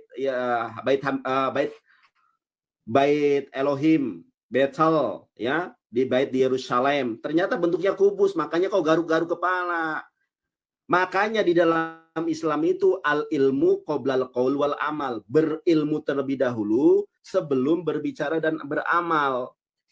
Kamu katakan di dalam Kejadian 18 ayat 1 sampai 2 Tuhan menjelma menjadi manusia. Kata siapa?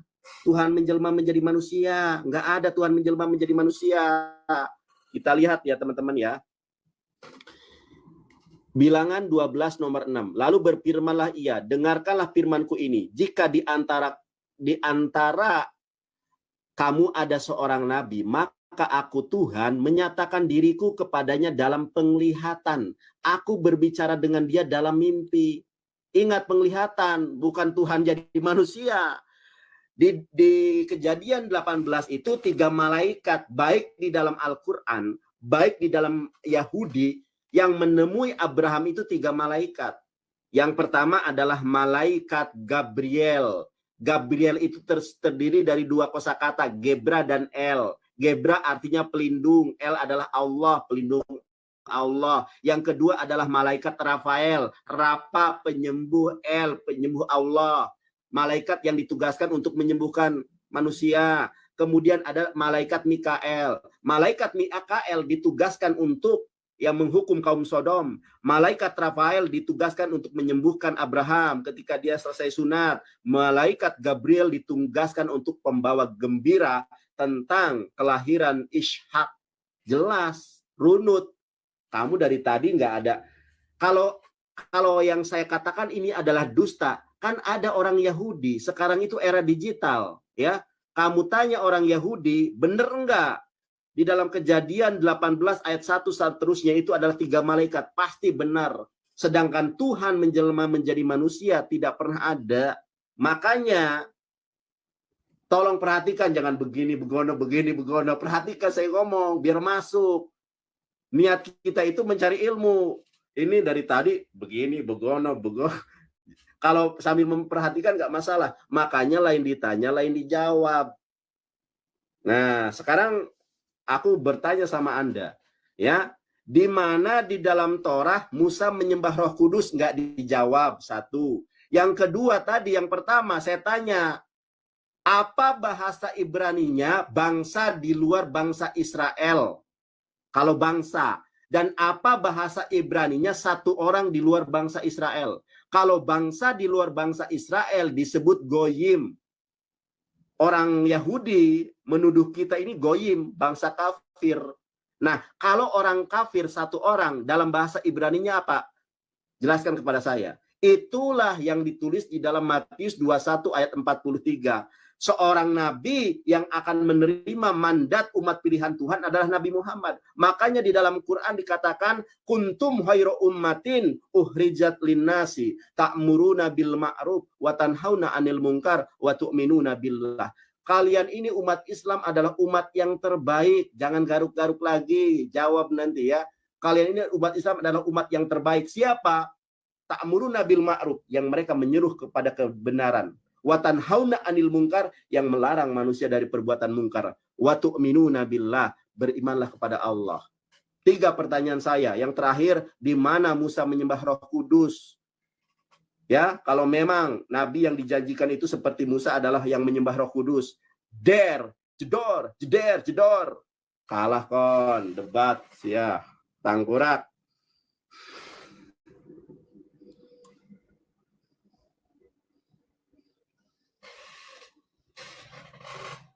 Suaramu nggak ada, Rudi.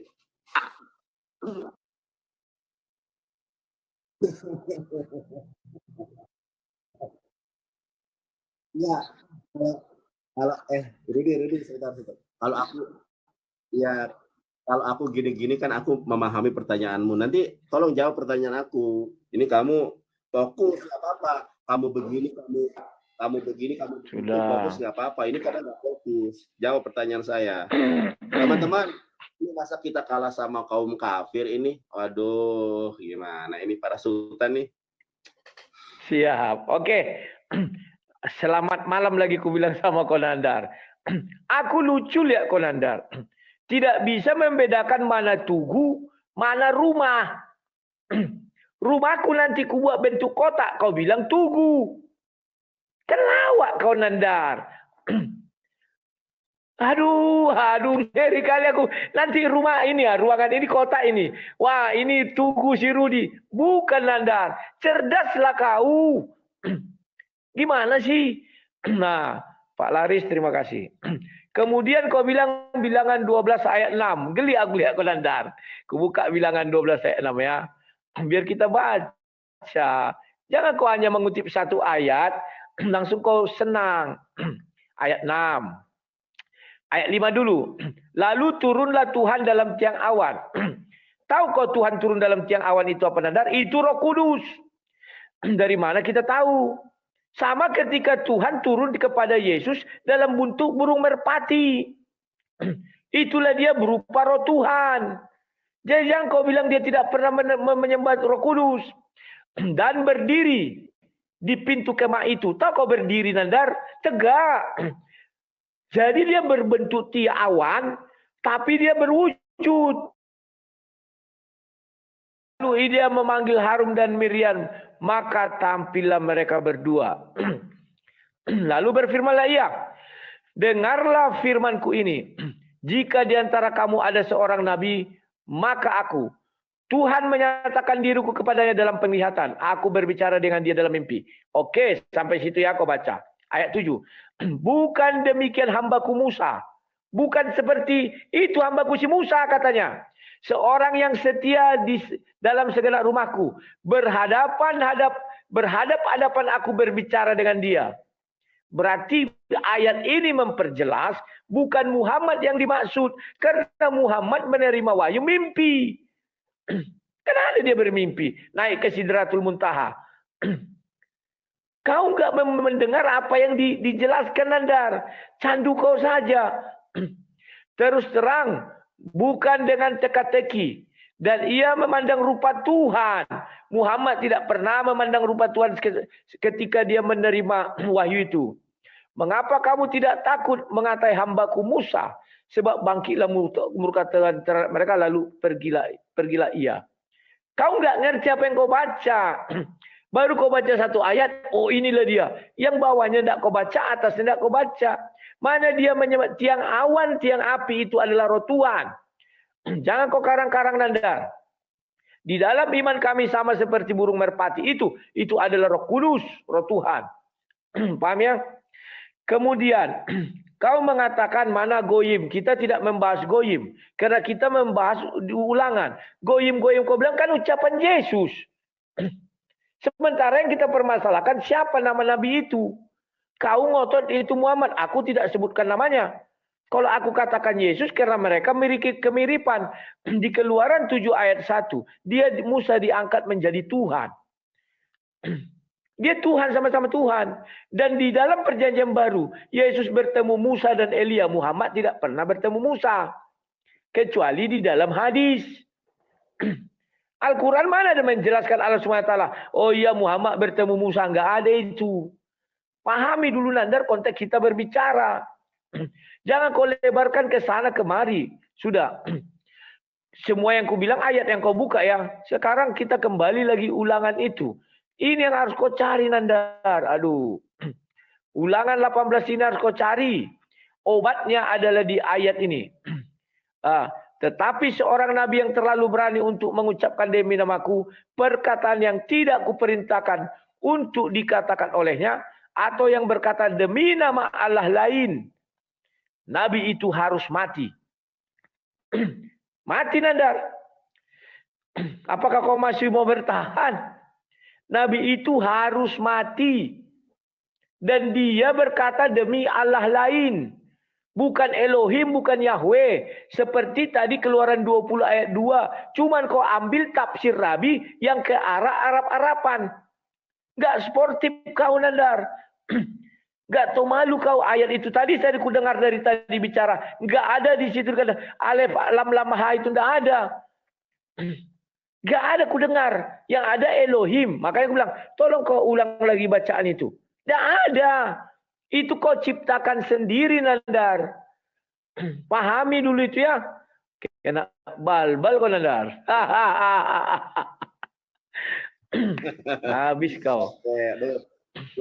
Kalau PK jujur ya, aku kalau PK kalah lah ya, kalau PK memang. Tapi kalau debat, ya kebenaran itu. Panggillah saudara-saudaramu kan banyak yang sultan. Kalau kebenaran itu tidak bisa dibandingkan dengan koin ya. Kebenaran ya kebenaran. Baik. Wes. Kita teman-teman. Biasanya kau bilang koin-koin. Oh ya sponsor. Panggil kawan-kawanmu cepat, panggil. Gak. Masa segitu aja? Ya, takutnya nanti niatku berubah. Kalau aku niatnya menyampaikan kebenaran, ya. Baik. Kita nyampaikan kebenaran. Jangan ya, kau ulas-ulas mengenai itu. Oke, silakan. Aku diam. Oke ya. Inilah klimaknya. Tetapi seorang nabi yang terlalu berani untuk mengucapkan demi namaku perkataan yang tidak diperintahkan Tuhan. Ini sinyal aku bagus nggak nih teman-teman? Oke, saya ulangi ya. Tetapi seorang nabi yang terlalu berani untuk mengucapkan demi namaku perkataan yang tidak kuperintahkan untuk dikatakannya olehnya, atau yang berkata demi nama Allah lain, nabi itu harus mati. Ternyata yang menyebut Allah lain, Roh Kudus, Bapa, Anak, ini yang akan mati. Ternyata Yesus mati diracun, teman-teman. Kita lihat nih ya. Kalau kita pencarian di Google, Yesus mati diracun, ternyata Yesus yang mati diracun, teman-teman. Kita lihat nih ya. Kita lihat di dalam Mazmur 69:21. Bahkan mereka memberi aku makan racun. Siapa yang dimaksud yang makan racun ini? Dan pada waktu aku haus, mereka memberi aku minum anggur asam. Ada cluenya. Yang pertama adalah makan racun. Yang kedua, waktu aku haus. Yang clue yang ketiga, memberi aku minum anggur asam. Siapa nabi yang mati diracun kemudian minum anggur asam? Ternyata Yesus. Inilah orang Kristen menghinakan Yesus mati karena racun. Kita lihat nih ya, Yesus mati. Sesudah itu karena Yesus tahu bahwa segala sesuatu telah selesai, berkatalah ia, supaya genaplah yang ada tertulis dalam kitab suci, aku haus. Di situ ada bekas penuh anggur asam. Ternyata nabi yang kena racun itu adalah Yesus. Mazmur 69:21. Jadi yang harus mati di situ adalah Yesus. Jadi ulangan 18, nomor 18 ini hanya tergenapi oleh Nabi Muhammad. Nandar, bagaimana dengan peristiwa Nabi Muhammad di perang di Khaybar ketika Zainab, seorang Yahudi, meracuni Nabi Muhammad. Zainab saja yang meracuni Nabi Muhammad itu masuk Islam. Orang Yahudi meracuni Nabi Muhammad masuk Islam. Karena Nabi Muhammad tidak meninggal dunia dengan racun yang sungguh sangat mematikan itu. Sedangkan sahabat Rasulullah itu meninggal dunia ketika makan kambing beracun itu. Nabi Muhammad di dalam peristiwa Khaybar itu pada tahun 6 Hijriah. Nabi Muhammad meninggal dunia pada tahun 11 Hijriah. Tidak ada secara medis racun mematikan bisa bertahan sampai 5 tahun. Sedangkan Yesus waktu dia makan racun langsung dia mati. Ciri-ciri nabi palsu itu adalah makan racun dan mati. Ternyata Yesus yang makan racun dan mati. Nabi Muhammad, coba Anda cross check. Nabi Muhammad itu ya diracun oleh orang Yahudi. Orang Yahudinya masuk Islam. Diracun pada tahun 6 Hijriah, meninggal dunia pada tahun 11 Hijriah. Yesus dia mabok, minum anggur asam, diracun, langsung mati. Karena memang dia nabi yang tidak asli. Makanya orang Yahudi tidak percaya Yesus nabi karena dia diracun ketika disalib mati. Nah, sedangkan umat Islam memuliakan Yesus. Orang Kristen menuduh Yesus mati karena mabok anggur asam dan kena racun. Rudi, jangan menangis kau. Terus aku bertanya apa, jawab apa. Kata goyim nggak dijawab. Terus jangan menuhankan Allah lain. Justru yang menuhankan Allah lain itu kan kamu, Rudi. Kok Allah jadi burung, Allah jadi api, Allah jadi, aduh ya Allah, kok bisa Allah jadi burung. Ya, burung merpati lagi, bukan burung elang, burung kecil. Ya. Sekarang kalau memang nabi yang dijanjikan oleh Musa itu sama seperti Musa, tunjukkan di mana Musa menyembah Roh Kudus. Karena konsep ketuhanannya harus sama. Anda cari sampai mampus pun Rudi, tidak pernah Musa menyembah Roh Kudus. Nabi Muhammad berhadapan muka, berbicara dengan Allah di Sidratul Muntaha ada. Itulah ciri-ciri Nabi yang memiliki keistimewaan. Bukan melihat gitu. Waduh, Musa di dalam Torah aja tidak ada seorang pun yang bertahan melihat Tuhan, semuanya akan mati. Oke, jawab pertanyaan saya satu persatu. Bukan ngalor ngidul, ndak jelas. Rudi, burung dibilang Tuhan, manusia dibilang Tuhan. Ketika manusianya menikah nggak boleh, katanya tidak ada yang mustahil bagi Tuhan. Jangan ngelus-ngelus dada, Rudi. Ya, Anda memang koin menang, tapi kalau masalah kebenaran tidak ada yang sanggup mengalahkan kebenaran Islam. Rudi, ini sampai berapa kali lagi ini putaran nih, ya?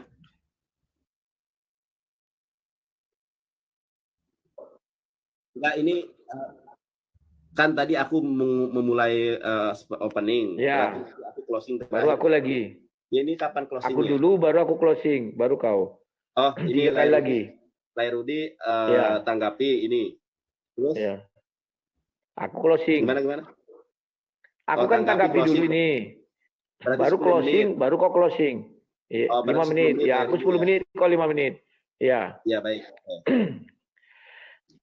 Oke. Ya, Nandar, terima kasih. Kau menanglah situ, nggak apa-apa. Karena aku ya udahlah, gimana ya. Nandar, kau buka Mazmur 69 ayat 12. Lalu mereka memberi dia minum anggur sorry. Bahkan mereka memberi aku makan racun. Ada nggak Yesus dikasih makan racun? Nggak ada. Kalau minum apa namanya itu ya, asam dicampur dengan terumbu karang itu ya, nggak ada makan racun. Bedakan makan dan minum. Dan waktu aku haus mereka memberi aku minum anggur asam. Ternyata yang diberi apa? Minum anggur bercampur empedu.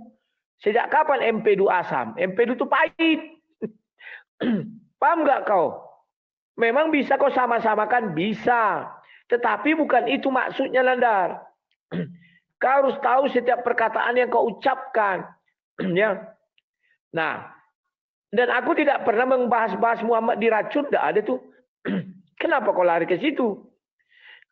Kita kan sedang membicarakan Ulangan 18. Lari kau kepada racun yang di sana.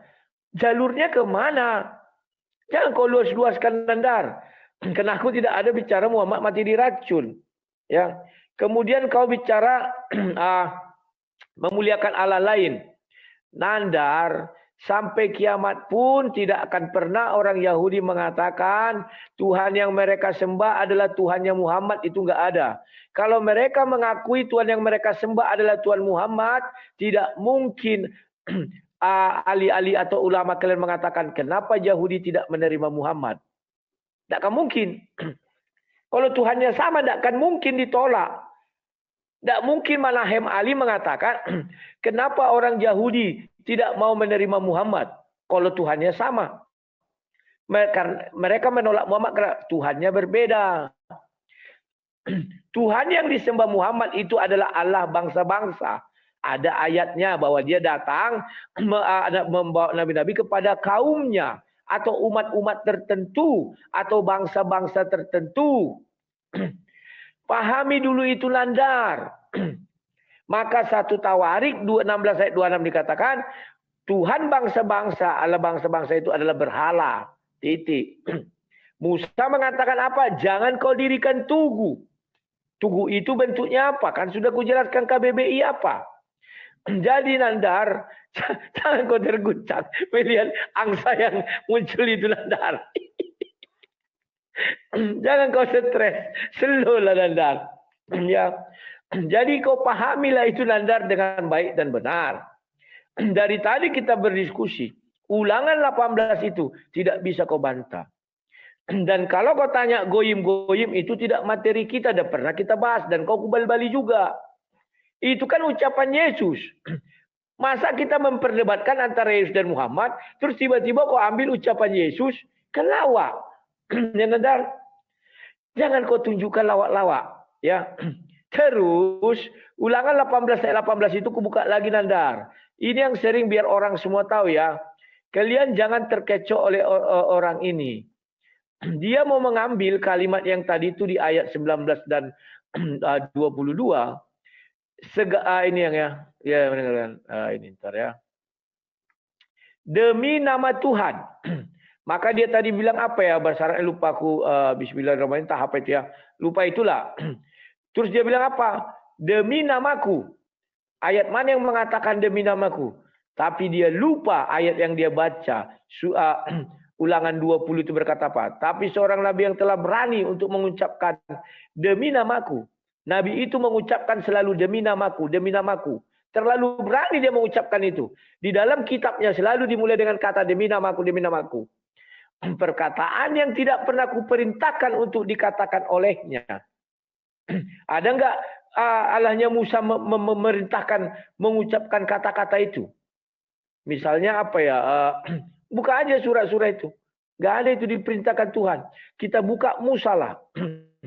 Dia mengambil paha sapi. Ada enggak perintahnya mengambil paha sapi, memukulkan kepada orang, dan orang itu bangkit? Di kitab Musa mana itu? Diambilnya paha sapi. Berapa tinggi? Ada enggak diperintahkan? Perkataan yang tidak kuperintahkan untuk dikatakan olehnya. Yang berkata demi nama Allah lain, Nabi itu harus mati. Nah, itu Nandar. Aku hanya bilang mati bukan diracun ya. Halo Nandar. Aduh, terima kasih. Aku lagi penutup.